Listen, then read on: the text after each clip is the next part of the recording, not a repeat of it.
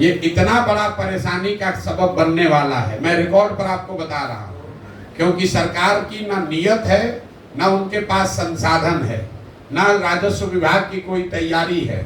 इन्होंने बोतल से जिन का पिटारा खोल दिया, सबको बता दिया आइए आपके जमीन का सर्वे होगा।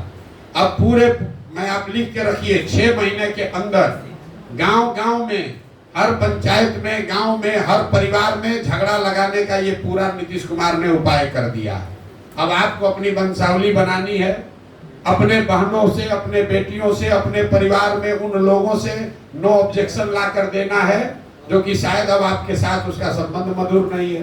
किसी का जमीन किसी के नाम पर चला जाएगा, किसी का जिसका जो जोत है उसके पास मालिकाना हक उससे छीन लिया जाएगा, जिसके पास मालिकाना हक है उसको डिस्प्यूट में डाल देगा, तो फिर आप जमीन बेच ही नहीं पाइएगा। ये इतनी बड़ी समस्या है कि ये क्यों किया है नीतीश कुमार। अभी कुछ दिन पहले बिहार में लैंड का डिजिटाइजेशन हुआ। जब डिजिटाइजेशन हुआ तो बिना तैयारी के एक आउटसोर्स एजेंसी के लोगों को दे दिया गया कि लैंड के रिकॉर्ड को डिजिटाइज कीजिए, और लोगों को बता दिया गया जितना एंट्री करोगे उतना पैसा मिलेगा।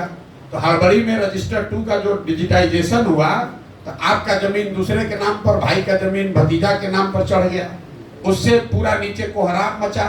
तो अब सरकार ने फिर आनंद फानंद में निर्णय लिया कि अब जमीन का सर्वे किया जाएगा, लेकिन सर्वे करने की कोई व्यवस्था, कोई सिस्टम बना नहीं है।